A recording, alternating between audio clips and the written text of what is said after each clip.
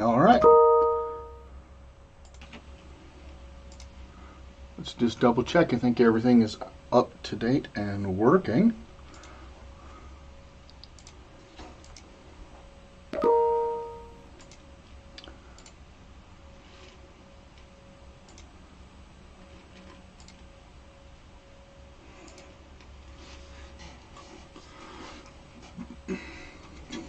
Oh.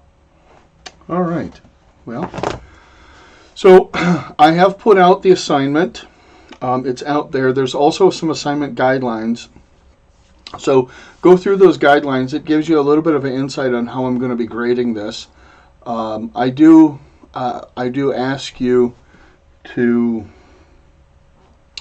understand that it's really more about process than it is about getting the right answer, because this is hard material, and it's more important that you understand how to do things than it is to get the right answer, or it's at least just as important. So I'm looking for both of those two things. Most of the questions, at least this time around, should be fairly easy on the process, or easier at least on the process, because there are things like explain and find this or find that and kind of work through it. Make sure you do all parts of each of the questions. I know it doesn't sound like it's worth a lot of points each, but they do accumulate over the course of the semester. So just make sure that that's something you're working on. All right, so without further ado, let's actually get into what we're doing today. So we're going to talk about number representation today, or particularly data representation, but the interesting part is that actually everything turns into a number in a computer. We'll cover some of that later as we go. So let me first start out by talking about a different representation for numbers, and that is Roman numerals. So if we recall, let me get out my drawing tool here. I think I'm going to start doing some drawing here. So if we recall, for those of you who are familiar, this will be a little bit of a review, but for those of you who aren't, this will be new for you, I guess. So this is a 1. Let me get the thicker one here. I'll make it look better. Well, okay. Undo both of those two, and there we go. All right. So this actually goes to the value 1, the I. And then in Roman numerals, we have a V, and that goes to the value 5. And then we have an X. This maps to the value 10. So let's say I wanted to do, let's do one that gets all of them. Let's go 17. So what I would say is, that's at least a 10, so I would add the 10. And then it's a 5. There's a 5 in there from what's left. And then 2 1s. So that's 17. And sometimes you'll put the bar across the top and bottom, although that's not required for Roman numerals. And if we looked at some of the larger numbers, we could look at let's say 73. So, well, what letter is it for? Let's see. L maps to 50. So I would have to subtract the 50 from that. So let's go ahead and put the L to start with. And then I need to put 20 more. So that's double X. And then 3 1s. 73. How about the next level? Well, and will allow me to. So let's try 97. Okay. So some people might say this is the right thing to do. There's a 50, and then 4 of those, and then, boy, I'm going to run out of room here, aren't I? All right, so let's grab that. I didn't get it very good.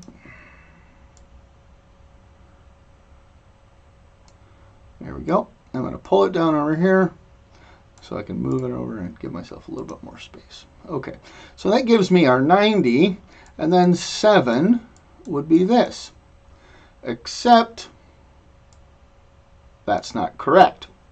Because if we're only 1 unit away, in this case we're at 9, the next one is a C, and C is 100. So then that says that we'll go XC. So this maps to 90.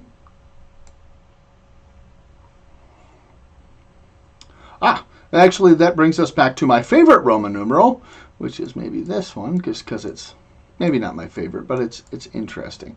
So it says 10 away from 50. So that's 40. So here, let's go back and let's get our 97. So let's go X, C, that gives us 90. And then we have to do 7, which is V, I. There's 97. Okay, so one of the advantages of this system is that every time I see a 1 or an I always know its value is a 1. Every time I see a V, I know its value is 5. Every time I see an X, its value is 10. Now, it might be a negative 10 if it happens before, and so there's a little bit of rule about that, right? But every time I see a character, I know its value. All right, so then, oh boy, I need to insert home. Let's put some text down here. Text.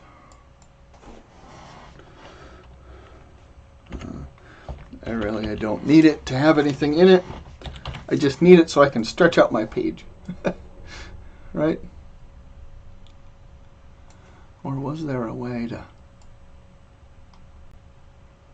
Yeah, let's just give myself plenty of room to move down later. Let's go ahead and throw that there. Okay. All right, so that's our idea, right? Is that each letter is always worth that much. And it could be in a negative way or it could be in a positive way. Most of the time it's in a positive way, but sometimes it's in this negative way where we put that. So if you're still a little confused about this, not that big of a deal, but we will come back to this. Or we won't come back to this because what we're going to look at now, because there's an alternative to this system. So this system was actually used by the Romans, right? And they were primarily in Europe and in North Africa, of course, and in the Levant area, or what would now be Lebanon, Israel, and Palestine. And, well, yeah, in southern Europe, right? So like Greece and Italy and Spain. And then up into lots of parts of France. At that time they called it Gaul. And then also majority of England, but not Scotland.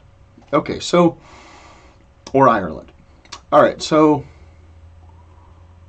they used this system. It was invented by them, not invented, actually, probably stolen from the Etruscans, but that's a history lesson we don't need to worry about. This was in use for a very long time. And it continued to be used in Europe after the Roman Empire ended. In most of Europe used this. And a lot of that has to do with the power of the Catholic Church and that kind of stuff, but it's not that important. However, they came up with a different system. It was probably first recorded in India, and it was also, we see it across the Arab world, or the Muslim world actually, and they use this decimal system. And eventually Europe adopts this, and that's what we use now today. So let's look at a number. Say 1, 2, 3, 5, or 1,235. Now this just represents some kind of a value. I could do that in Roman numerals, right? I'd have to have a character for 1,000, and then a couple 100s, and then 3 10s, and then a V for the 5. I could do that conversion. It's not that important. But in this case, let's just look at this character here. What is that character worth? How much is it worth currently? Well, we could say 200. That contributes 200 value to our total. But does the 2 always do that? No. How about if just the number 22? Well, in that case, this 2 contributes 20, and this 2 contributes 2. I could add them together, and that gives me my value of 22. It's hard to talk about values without actually writing them down, but understand that the value is different than the way we write it down on paper. It's extremely important to understand that. The value is different than the way we write it down. And it's very difficult for us because almost all of us, right? My guess is all of us learned the decimal system first. And so our brains are wired to think in the decimal system. So we are going to try to break that just a little bit today, or at least try to understand how to think in another system, because computers can't understand decimal. That's only partially true because we can fake them out, but we're not going to talk about how that works. But we will talk a little bit about how this representation works. Okay, so I'm just trying to get back to this, and I want to look at these. So now we know that position matters. And so actually in the decimal system, right, we have the digits 0 through 9. Those are our digits, right? Roman numerals, right, we only have 5 here, but they're going to need one for 500, and for 1,000, and for 5,000, and for 10,000, and for 50,000, and for 100,000. They're going to need a new number, 2 new numbers, for every time we add another 0 to the value in decimal.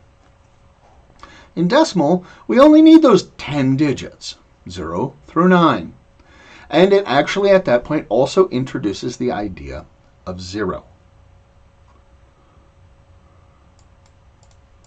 So we have an idea of 0. And this is why it's really important, because if I do this,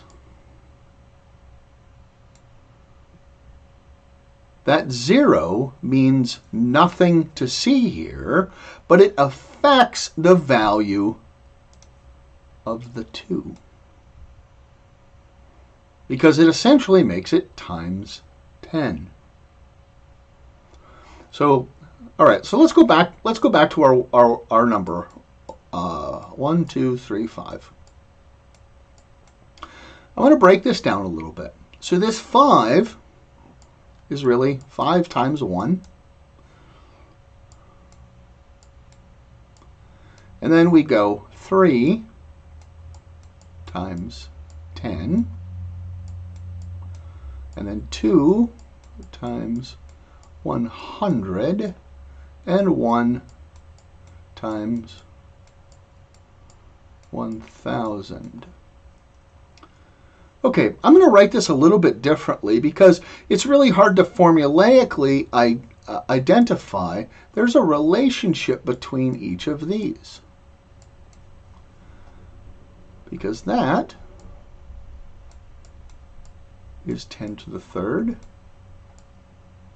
That is 10 to the second. This is 10 to the first. And this is 10 to the 0 power. And if we recall from mathematics, we see that 10 to the any number to the 0 power is always equal to 1, right? So we could have put 8 to the 0 or 15 to the 0, it doesn't matter. Okay, and so this actually reflects, then we can get to a different color. Let's go with blue, I guess. This right here, that is our base.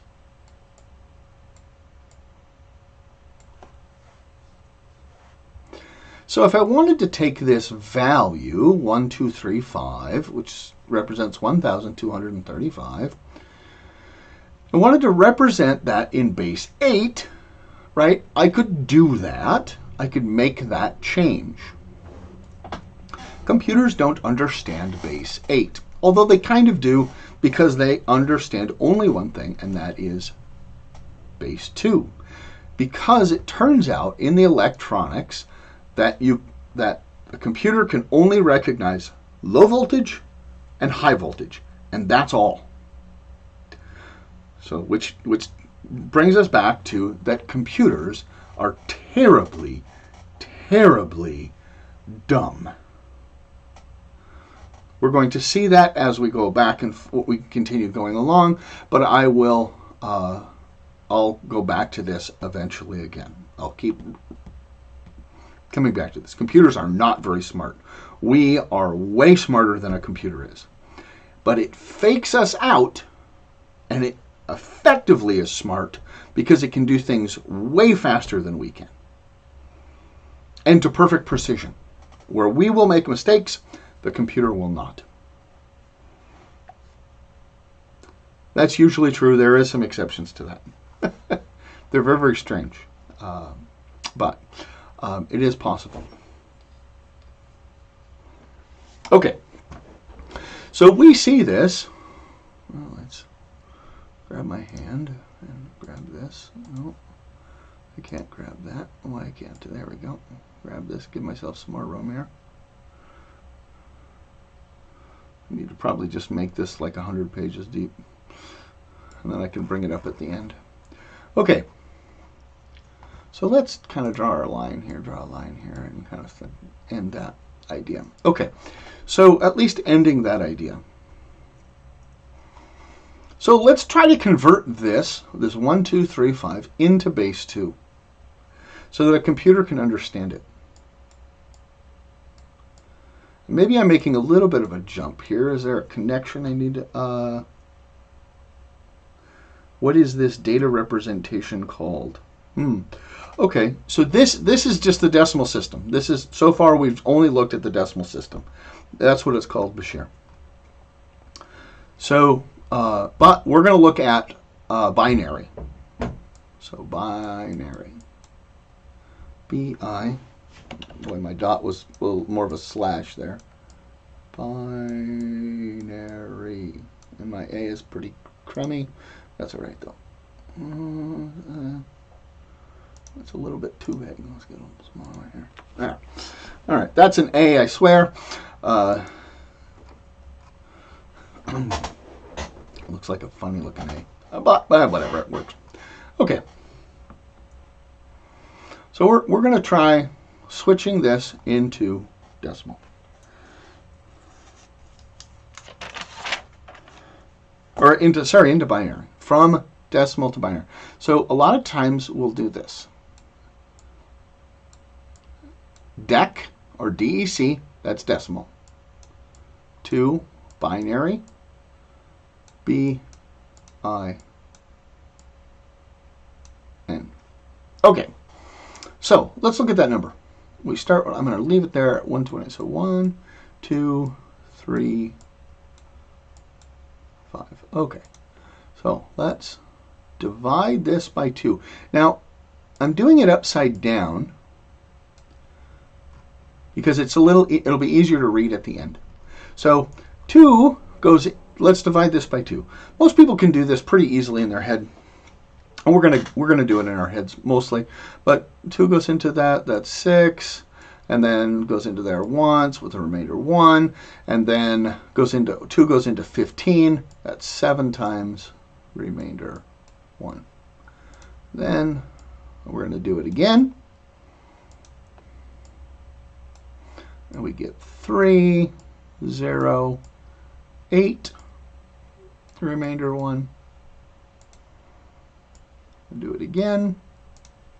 And we're just going to keep doing this until we run out. So 1, remainder 1, so then 10, that'd be a 5, and then a 4. Ah, look at that, remainder 0. And if you recall, I think a lot of people probably learned kind of how to do some division things with remainders like this way back in elementary school. But we'll see how this goes. All right, so 15, 2 into 15 is 7, remainder 1, and then we get another 14, which is 7, so then we get a remainder of 0. And I divide it again, and 2 goes into 7 3 times, and then that's 17, which is 8, and then we'll go remainder 1 there. All right, we'll do it again. I'm drifting a little bit on the page, but that's all right. So, and then we go into there, that's 1, and then 18, that's 9. We're getting there. We're getting there. We're probably close to halfway. So 2 goes in, that's 9 times. Remainder 1. Oh, I forgot to do a remainder here. That should be remainder 0. And we do it again. Oh, I should probably be consistent instead of putting a Z there. 2. So 2 goes into 9 4 times. Remainder 1. 2 goes into 4 2 times. Remainder 0. Oh boy, how's this going to end here? So 2. Oops, I don't want to do that. I want to do this. 2 goes into there 1 time, remainder 0. And then finally, at the very end here, we get 2 goes into 1 0 times, remainder 1. Now we could keep dividing this by 2 forever, but that would not give us, it would always be 0 still. It would always be 0, remainder 0, 0, remainder 0, 0, remainder 0, and we could just keep going and keep going and keep going. Okay, so now, boy, this is hard to see this whole thing. All right, but I'm going to write these down in reverse order. So like this.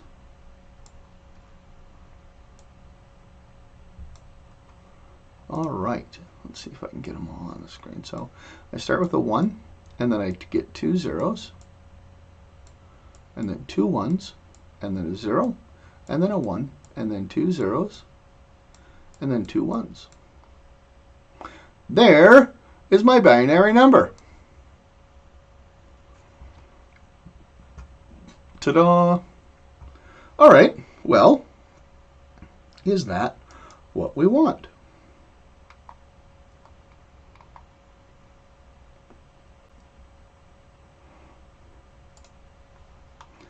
So I've prepared or gone to a website here. That's one of the converters. There's plenty of them out there, but I'm just going to go to one here and I'm going to see what it looks like. So look at that. What does that say? Let me try to get this on the same screen as what we're doing.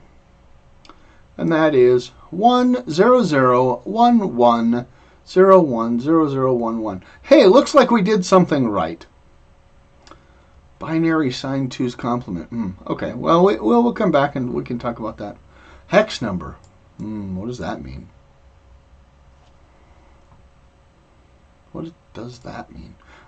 Okay. Well, let's open up a hex number. So a hex number says, in each group of binary of 4, and we're going to always start from the right and work our way to the left. And we're going to pad any extra spots with zeros, right? Because remember we said we could divide by 0 and keep doing that and get remainders of zeros. So we can always continue to add zeros to the left.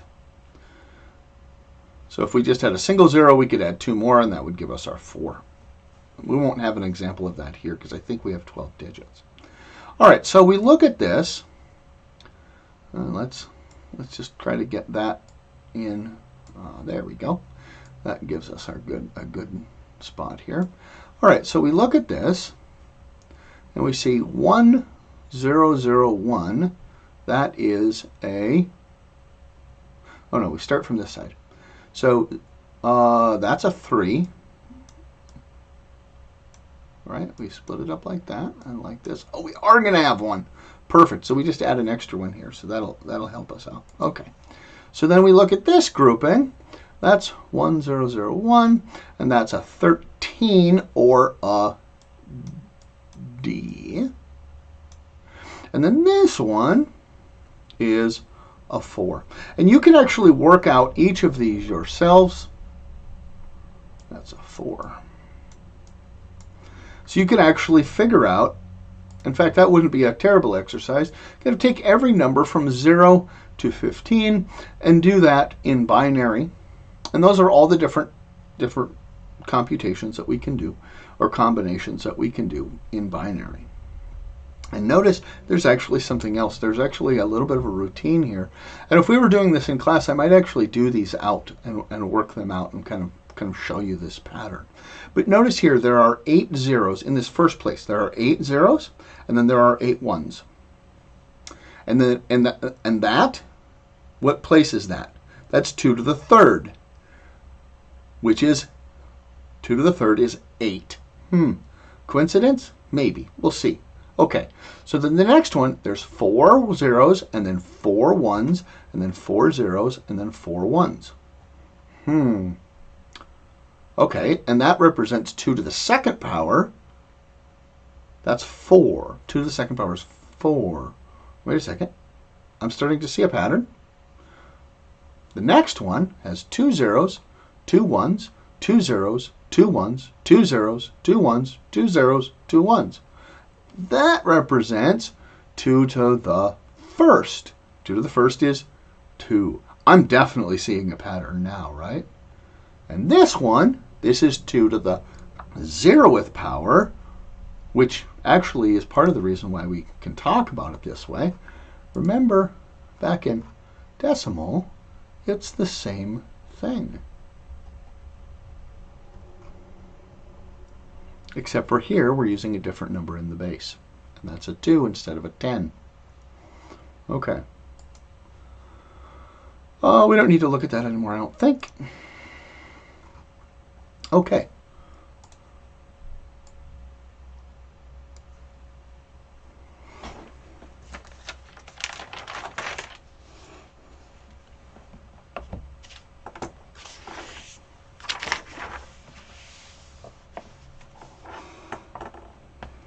There are other ways to do this.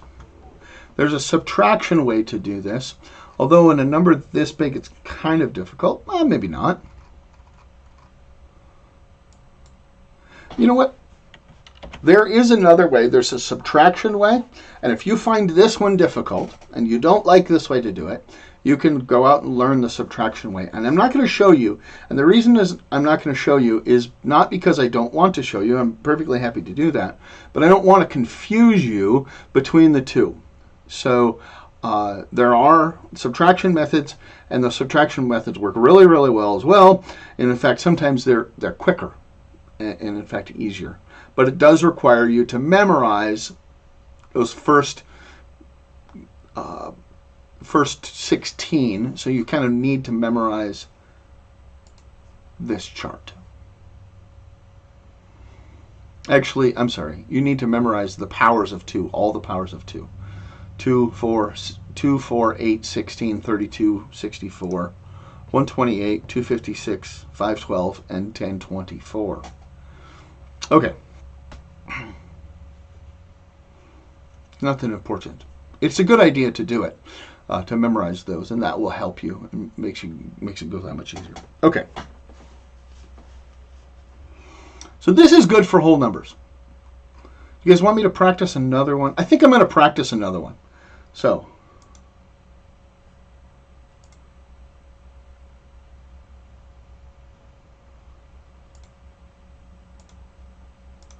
all right. So let me go to random.org and get a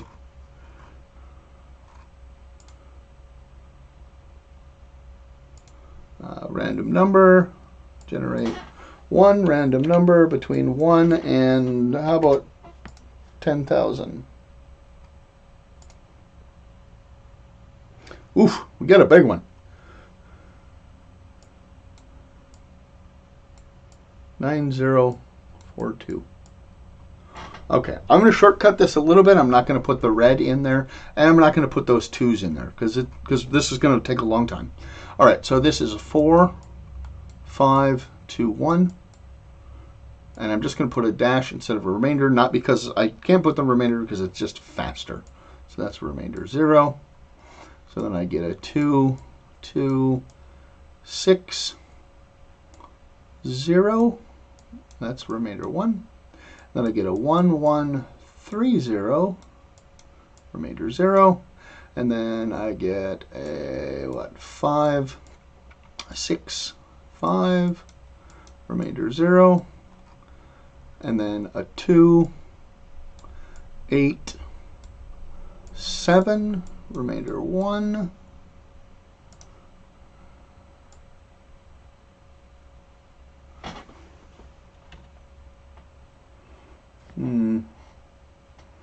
This is just so slow taking this down. There's got to be a faster way. I'll have to look that up. All right, back to my pen. So then a 1, 4, 3, remainder 1. Then a 71, remainder 1. Then a 35, remainder 1. Then 17, remainder 1. And an 8, remainder 1. And a 4, 0.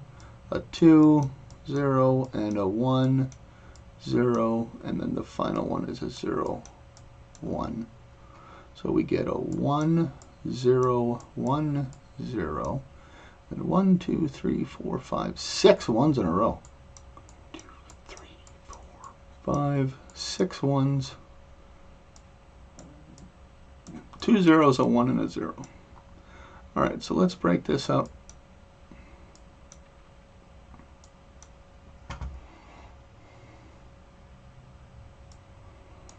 So this would be a 2, because I put 2 zeros in front of that. And then this is a 8, 9, 10, 11.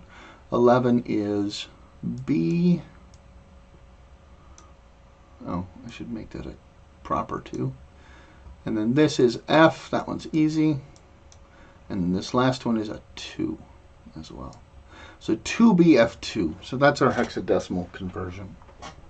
All right, but let's look this up. Here we got, can I? Nope, okay. Back to bin. Oh, actually, I have it open. Yeah. So let's put that number. What was our number? 9042. 9042. And that is, oh, I've made a mistake. Didn't I? I'm sure some of you were yelling at your screens that I made a mistake somewhere in here. So let's look here. That's correct. That's right. That's right.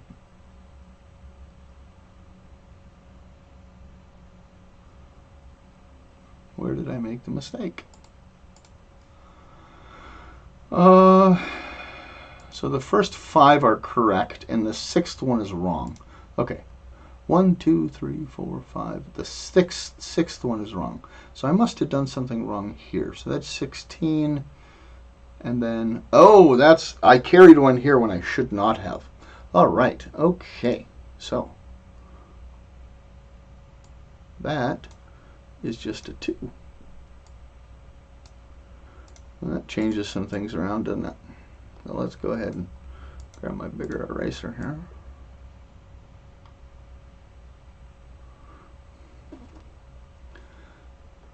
Like I said, we make mistakes too. Humans are prone to mistakes. That also means we get to erase this and this, because that won't be correct either. Okay. All right, so then this one is a 70, remainder 1, then a 35, remainder 0, a 17, remainder 1, an 8, remainder 1, a 4, remainder 0, a 2, remainder 0. Okay, so then I get a 1, 0, 0, 1, 1, 0, 1, 0, 1, 0, 0, 1, 0. Let's divide that up into 4s. And I get, I add the extra 3 here. I get a 1, a 3, a 5, and a 2. All right, so let's look. Did that. And then I went and messed something up here. Is there 3 zeros there and I missed one? Oh, yep, I did. See, that there you go. I'm making more mistakes. That should be 1, 0, and then 0, 1, which means if I go here, this is a 1 and then a 0 like that. So that makes that a 2. 2, 3, 5, 2. And then I go back here and I go, aha, look, I got it right. Okay, so these are hard to do. So get yourself ready for making sure that you're not making any mistakes. I probably went too fast here. That's the reason why I made that mistake.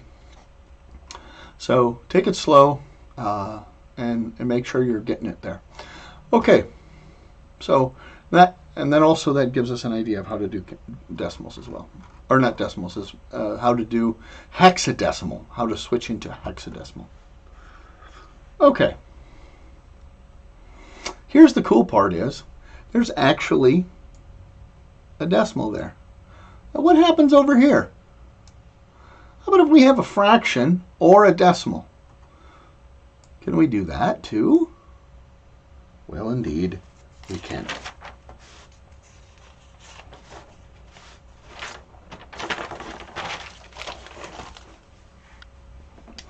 Because, let's first think about it for a second.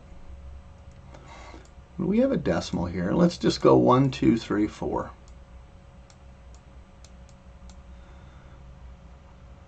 What does that represent? That represents 1 times 10 to the negative 1 power. What's negative 1? That negative 1 power, 10 to the negative 1 power, is 1 divided by 10. So if we're going to switch this to binary, if I switched this to binary, now this doesn't work, but let's say I have a different number here.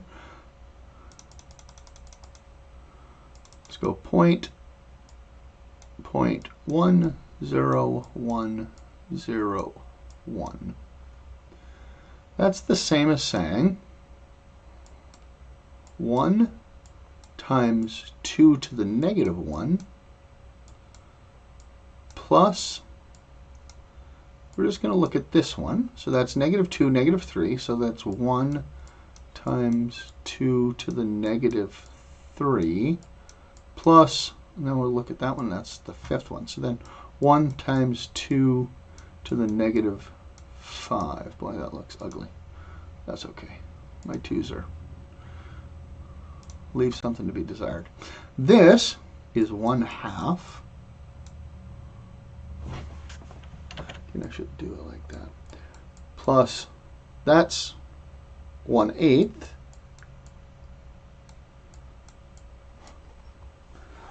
And this is 1/32.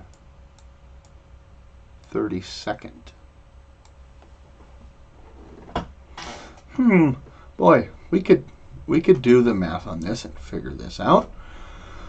because this would really be, we'd convert everything into 30 seconds. So this would be 16 30 seconds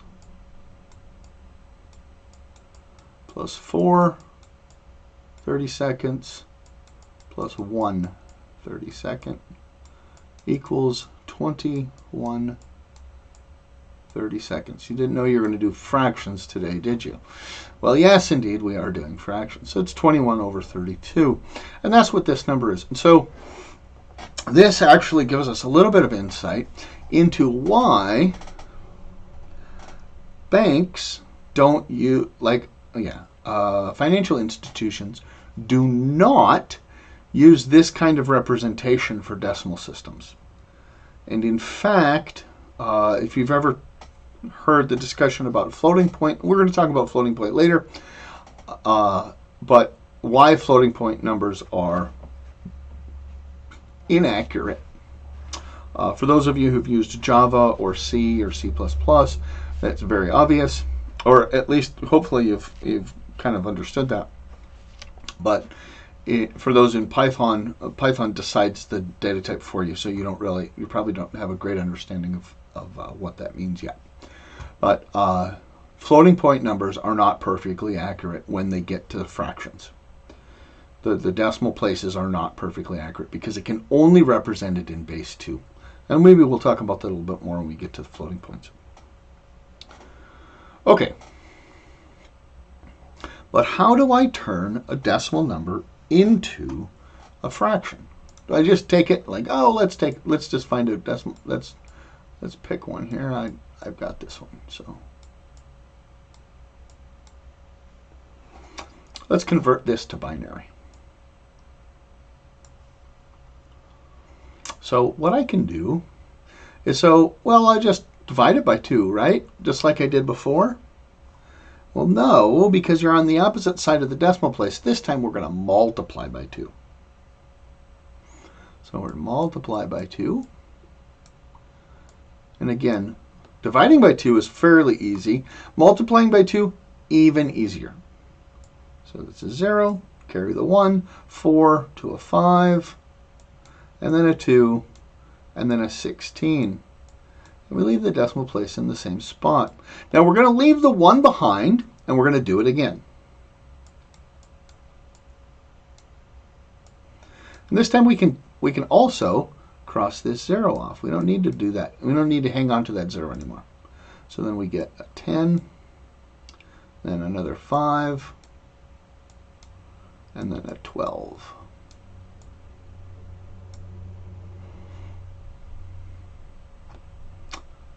And then again, we're going to cross this off, and we're not going to use that. And we're not going to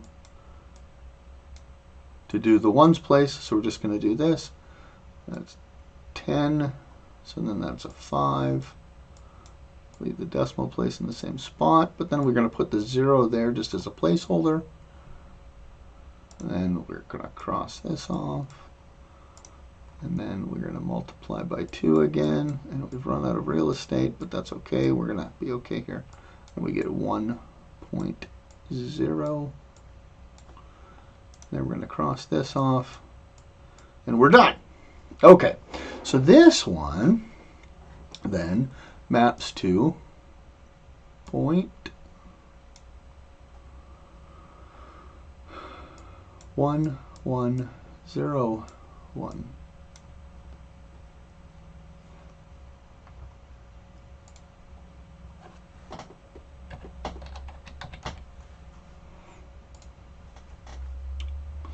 So let's check that one. 0.8125, that's what we started with. Do a conversion, 0.1101. And we could say this is a hexadecimal. We could do the same thing with the hexadecimals over here on the left, and this is 8, 10, so that's 13. 13 is a D. Okay, so although we won't worry about that. So that converts this into a hexadecimal.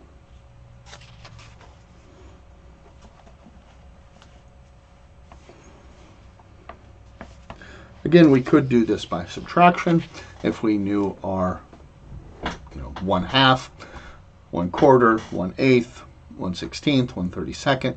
We'd have to know what those are in decimals, but we could figure those out as well, or look them up.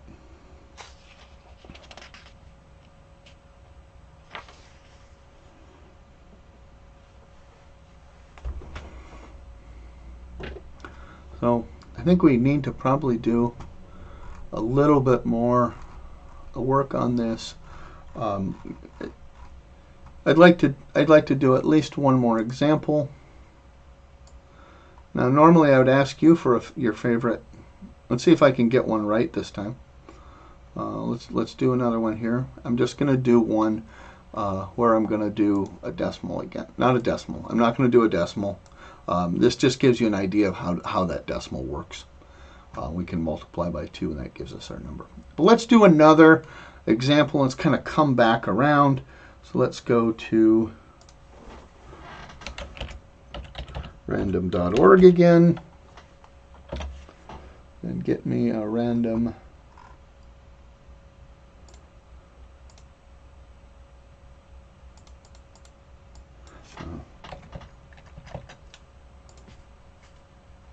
all right, so this one's a little bit smaller. It's more in the line of what I was thinking. So 1348.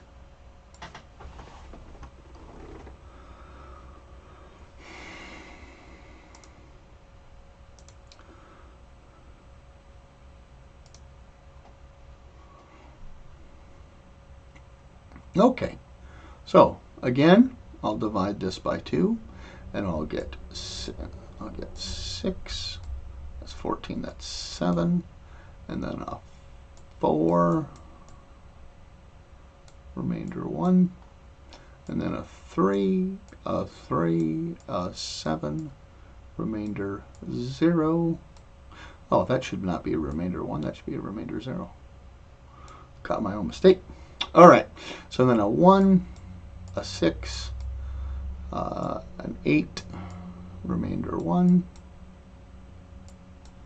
and an 8, and a 4, remainder 0, and then a 42, which is the answer to life, the universe, and everything. The reasons why, you'll have to look that up. And a remainder 0, then a 10, remainder 1, a 5, remainder 0, a 2, remainder 1, a 1, remainder 0, and a 0, remainder 1. 1, 0, 1, 0, 1, and 3 zeros, and then a 1, and 2 zeros. Let's go ahead and break this up. Add another 0 for padding. That's a 5, a 4, and a 4. That's what it'll be in hexadecimal. All right, so let's check this at 1348. So 1348. See if I made any mistakes here. Indeed, I did not. So 544 in hexadecimal.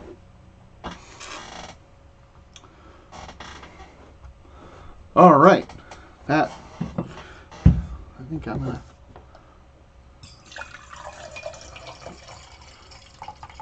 That's a celebration time, I think. I need a drink of water.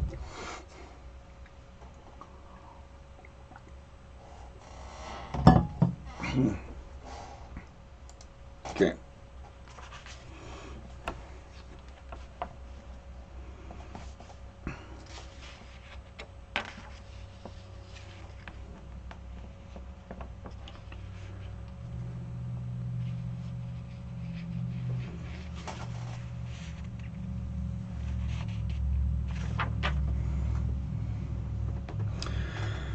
All right.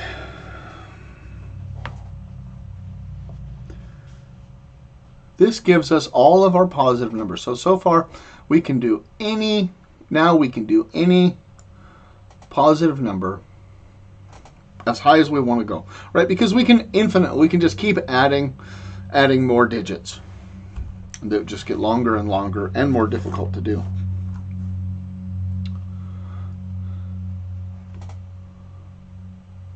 But how about the negative numbers? We still haven't dealt with those, have we?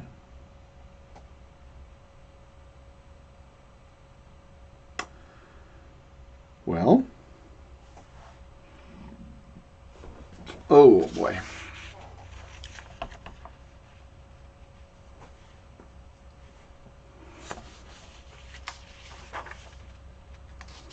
This gives us 2's complement. So the book talks about 1's complement. I'm not going to talk about it because it's not that important.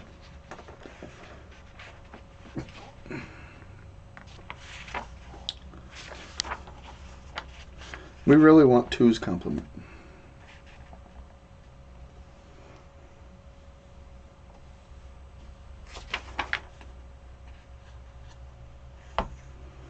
I don't like the way they talk about it at all.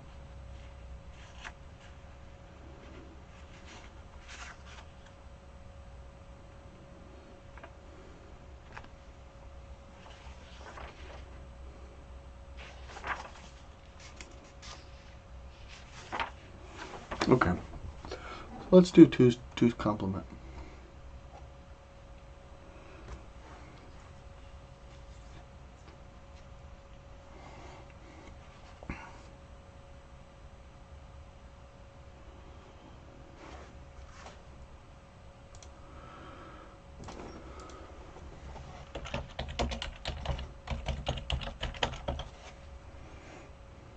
Give me 1 second here.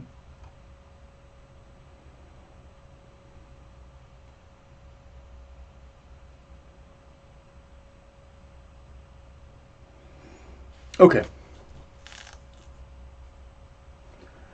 Let's try a small number. Negative 13. Okay.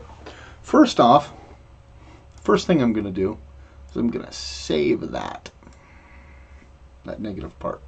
And we're not going to use it. We're actually going to end up throwing it away. But right now we're going to remember that it's negative. Because for 2's complement, all positive numbers are exactly the same. There's no change whatsoever. So if I had positive 13, I could do, what is 13? That's 13. That's positive 13. So I could say, well, how do I, okay. So this is positive 13. That is 13 in the positive. All right, so to 2's complement this, right, I could do this, let's just do this quickly. So then we get 6, remainder 1, 3, remainder 0, 2, remainder 1, 1, remainder 0. 6, remainder 1, 3, remainder 0, 2, remainder 1,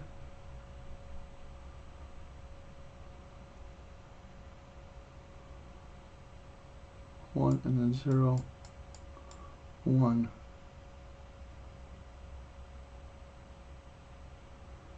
I made a mistake somewhere, didn't I? What am I doing here?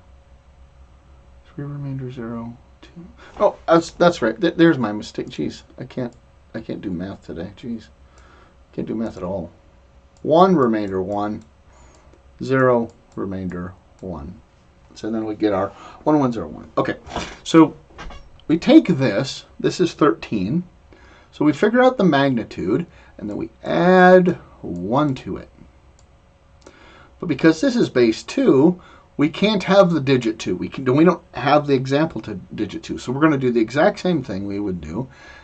All right, I'm sorry. First step, we're going to take the complement of this.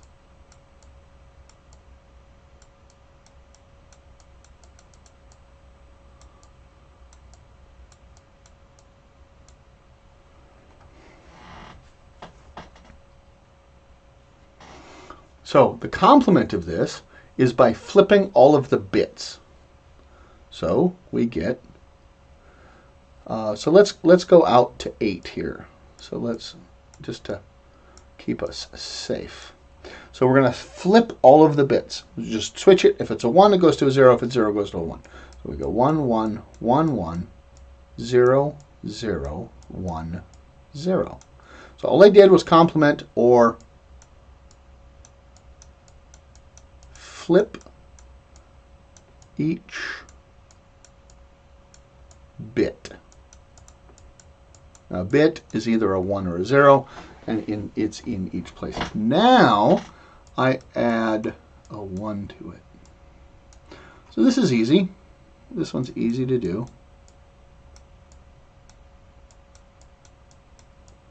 And then now I get to remember this. It goes down here, and I put a 1 in front.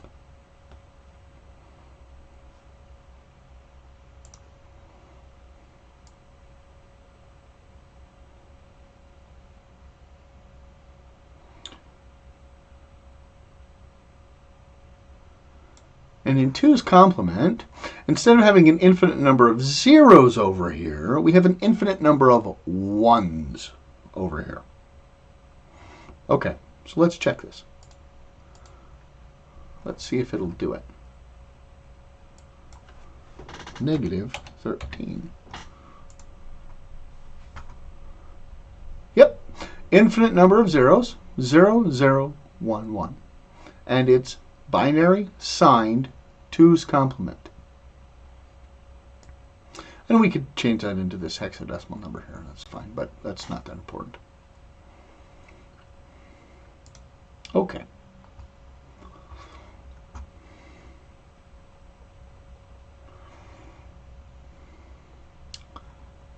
Let's try. Let's go. Let me grab these two numbers. So let's 6. What is 6? 6 is a 4. Oops. A 2 and a nothing, and then a 7 is this. All right, so let's try adding this together. We'll see what happens here. Whoops. So let's add the 6. So plus the 6, so that's this. Let's add these together. We get a 1, and then we get a 0. Carry that 1. Which gives us a 0, carry the 1, we get a 1 there, and then all the 1s are still there. Okay? And now I'm going to add this to it. And I get a 0, carry the 1, I get a 0, carry the 1, I get a 0, carry the 1. What's going to keep happening here? I'm going to get a 0, carry the 1, a 0, carry the 1. Remember, there's an infinite number of 1s over here, so what's going to happen? We're just going to get an infinite number of zeros going that direction.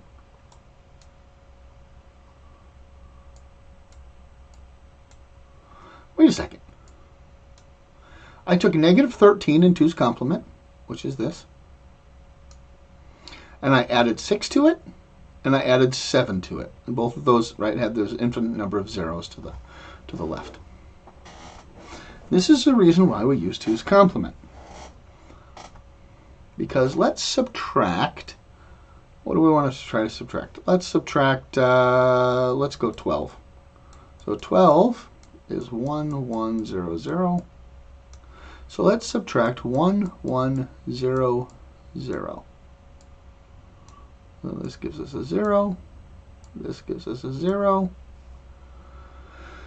Oh, well, we need to borrow. But where do we borrow it from? Really isn't a place. But actually, in 2's complement, we get to, at the end, somewhere's out here, we get to add a 1. Because they're equal.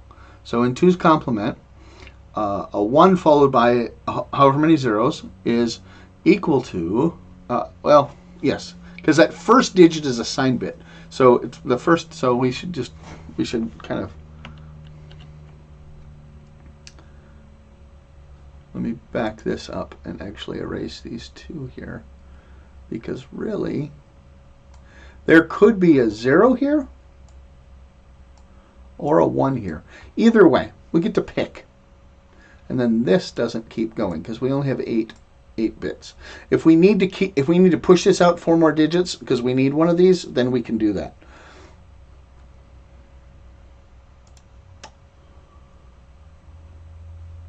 But we're going to have to use the 1 this time because we need to do, right? We need to borrow, right? So we get a 1 here, and that gives us a 1 here, and a 1 here, and a 1 here, and a 1 here, and a 1 here, and then that's gone. Okay, so then I get 1 minus 1 is 0, 1 minus 1 is 0, and then 1, 2, 3, 4 ones. And again, I do get to put my sign bit out here, which is a 1. Remember, this is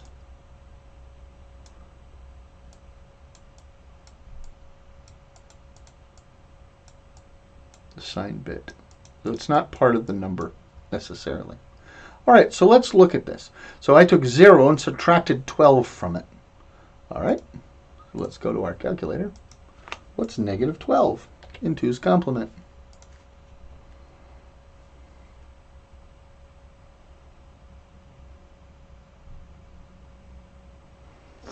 I should have a 1 there. Oh, right, because this, make this smaller.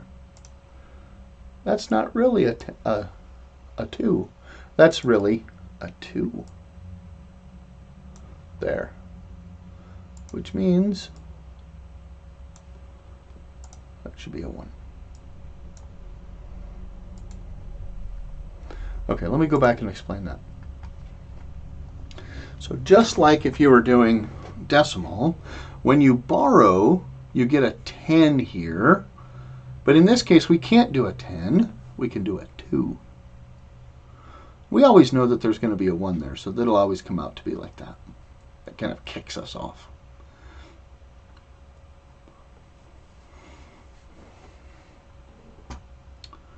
And then we always go back here, and then this one actually, I guess, turns into a 0 there. Although this is magnitude, so it doesn't work that way. Okay, so an infinite number of 1s followed by a 0, 1, 0, 0. And if we look back at our 2's complement right there. So 2's complement's a little tricky to do, and so we'll have to do some more practicing with that. We'll do some more practicing with that next time, with some 2's complement things. We can add them together. It turns out that actually it makes the conversion a little bit harder to do it in 2's complement, but then once you've got that done, then it becomes very, very easy to actually do the math, because you can just do the math straight. All right.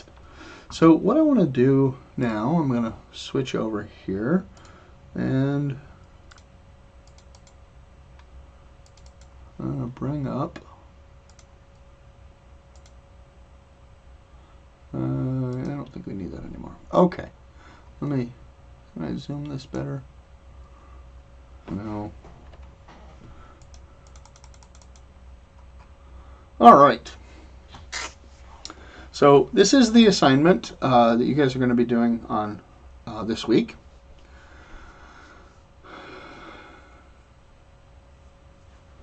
Let me make sure. Okay, this one's pretty straightforward.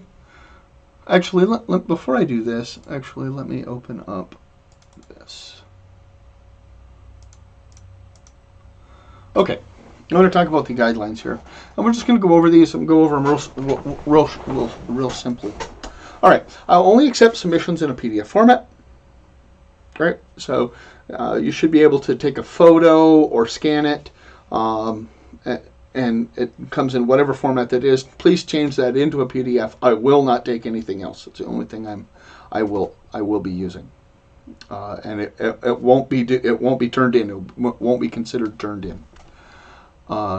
So I'm going to suggest for this one, probably you could do it with a word processor and like Word or something like that. For some of the ones, especially when we get to something, let's say, doing the numbers, that might be a little harder to do in Word or your favorite word processor. You certainly could do it that way, though, if you wanted to, if you're concerned about it. So, but I think doing it on paper is fine. Just do it in some kind of ink is even fine, and you have to scratch things out and redraw it. That's all good, no problems. I have no issues working through that kind of thing. It doesn't have to be super polished. I'm not worried about polish here. I'm actually worried about process. Process. It's just continue to kind of harp on that. So understand that's what I'm looking for here. So, like I said, you can do it on paper and then create some kind of electronic copy, rather a photo or a scan. Either one is acceptable as long as you do that conversion to a PDF. I expect to see all work done, right? So if I ask a question that has 3 parts, I expect all 3 parts to be done. So don't just think, well, I've answered the main part of it and I'm going to ignore the other parts. No, you don't get to do that. I mean, you certainly can, but you will be docked for that. Right, I want to see your process. The final answer is only a small portion of that. And communicating your process is a skill, and in fact, actually, it's a skill that will help you think better. I'm a firm believer in that, so I think that's the reason why I'm doing what I'm doing. And then I want a couple quick things here. Do your own work. If you go to a website to look up some things, like I have, actually, right? I checked my answers. Perfectly fine. But check your answers against it and not actually come up with your own answers. Right? So you can paraphrase what they say if it's a definition or something like that. Now, there's a couple exceptions to that, right? If you're going to attribute their work. So learn how to do that so that you can cite their work, whether that's a paper, even if it's a website. There are ways to cite websites.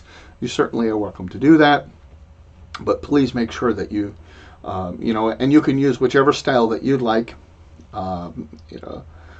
whatever your favorite style is. I think AML is probably the preferred style in computer science writing, but you don't have to use that one.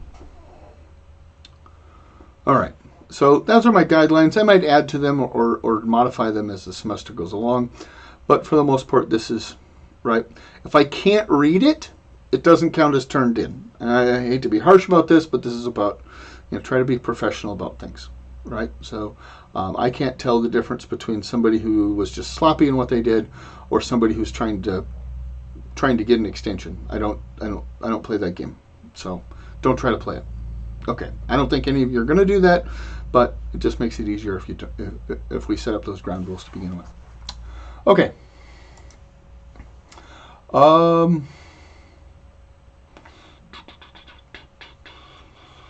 don't know that there's really any question, or at least I don't have any questions. Of course, I wrote these, so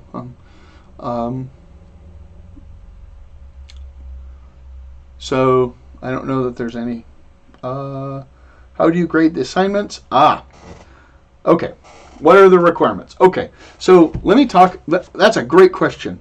That's a great question. See, we already know. I already know. I've got some really good students in this class that asked really good questions, because you guys have all been, or at least a bunch of you have been turning in some really nice questions while I'm doing it live, and that's one of the advantages of being here live. Okay. Yep. I'll talk about that. Actually, that's a great question too. So let me talk a little bit about my point system. So what I use is it's called a three point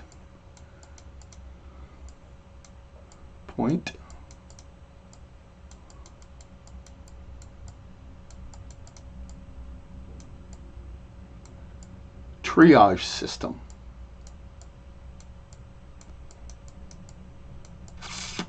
And there are articles out there talking about what a 3-point triage system really is and how it works. But each question is worth 3 points. It changes when we get to the exam, and I'll talk about that. Actually, I should talk about that as well, what I'm going to do for the exams. All right, so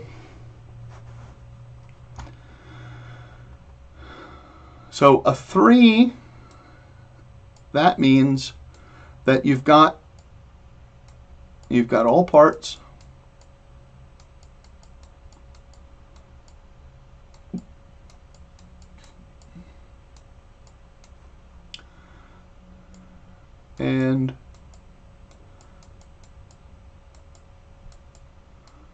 And they show, and probably should say this a little bit different. And you showed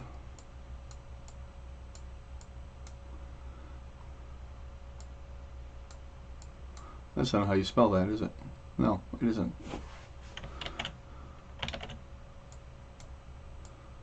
And you showed complete understanding.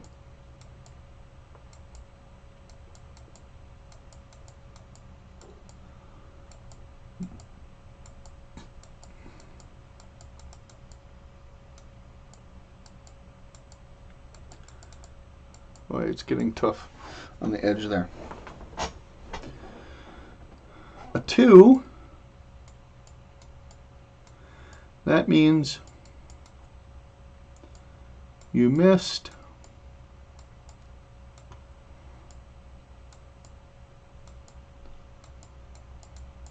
a major part.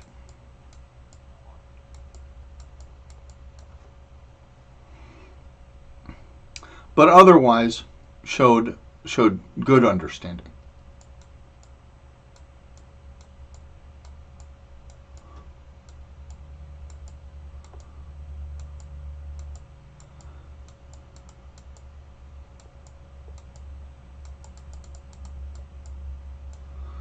A 1 is this is more of a major misunderstanding. I don't want to say it that way.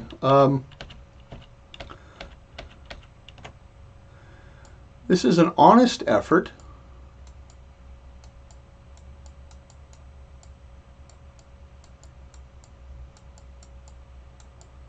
but you missed the mark, right? So you tried, but you're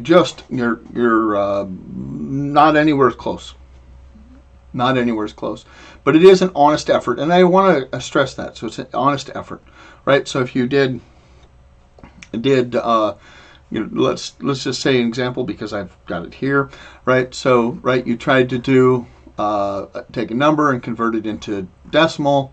Not decimal, but take a number here and convert it into binary, and you ended up, making 3 or 4 mistakes in here, or you were dividing by the wrong number. Not just a simple carry, right? Because a simple carry that could be done, and then you continued on, no problems. But there's some misconception, like you're dividing by the wrong number, or you're doing it in the backwards order, or something like that, right? So that, and you've got 2 or 3 or 4 mistakes. Probably it would require quite a few, and it just shows sloppy work. That's where a 1 comes in, but you did honestly try. Okay, so a 0 represents either no or little effort. So it wasn't an honest try.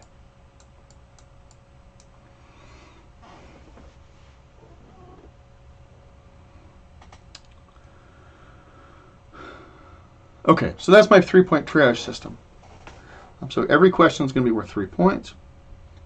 On the exams, everything will be worth in groups of 3. So it'll be worth 3 or 6 or 9 or 12 or something like that. And so then everything just multiplies by however much that scalar is. And so it's the same way otherwise. Okay, so I really like this system. It allows me to do some nuance and take off some points here and there, but I can do it quickly without having to kind of think really super hard about, what's the difference between a 5 and a 7, right? I don't have to worry about that. It allows me to be a lot more consistent. All right, so as far as redoing assignments, yes, you can do redo assignments. If you you can always return in, and that always makes it difficult, especially when we've got a 21. So, okay, you can redo anything in this class. You could redo the whole thing. You have to redo the whole assignment. You can't just redo a partial assignment. You could redo all of the problems on the assignment. Of course, it'll be easy, right, if you got good credit on some of them. Up to half credit. So anything, if it's this one, of course, is worth 21 points. So that means that you could earn up to, I'll go ahead and round it up. I'll give you guys the benefit of the doubt on this one. So you could go up to 11 points. So if you get less than 11, you can redo the whole assignment and try to get more than 11. I grade it the exact same way as I do normally. The only difference is you have a hard cap as a maximum. And I will usually communicate to you what your score would have been had it been either turned in on time and or correct if I was grading it at the time everyone else is being graded.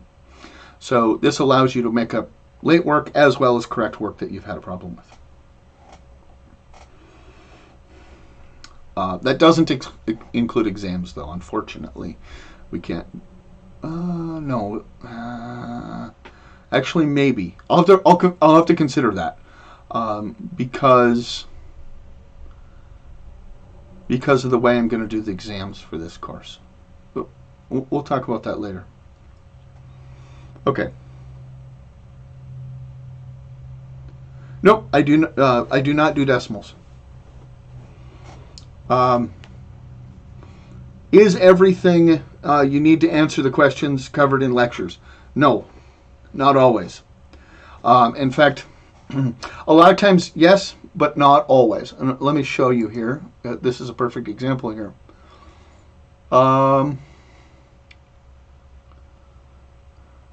Find an ad for a new hard drive. Include a link to the ad. So of course I didn't do any of the ads. So I didn't show you ads. So right, I'm talking about like go to Amazon or go to. Oh, actually I do need to say something about that one. If you don't find the information you need, right, the exact number of storage in bytes, exact. If you don't find that, then it's not a good ad. Then switch to another ad. Right? There are hundreds of ads out there for different hard drives and or other storage methods. Plenty for you to find a good one. And if you need some help with that, let me know. I can help you with that.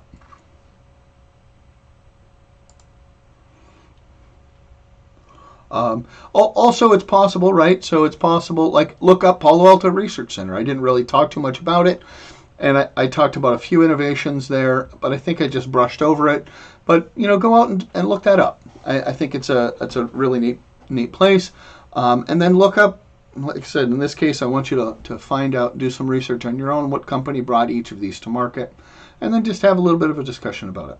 Right? Maybe it was IBM that brought it to market, or maybe it was. I'm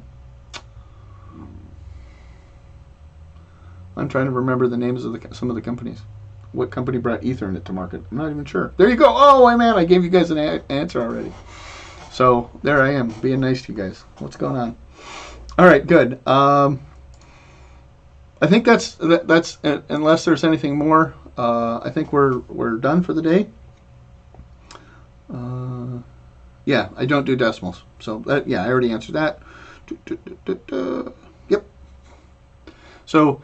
I want to make one quick mention because I had at least one question about it, and that is the book. The book is not required, and I think you can be perfectly successful in this class. The main thing that's going to be difficult for you is going to be the Maria stuff when we get to that, as being able to understand that, because the book is going to give you a lot of resources for that. I'll try to make what I can available. I haven't actually looked yet. Maybe there is plenty of stuff on Maria. There might be. If there is, then I don't know that there's a huge draw to getting the book. Although I think it's better to have it than not have it, but it's not that big of a deal. And if you're looking at ordering it,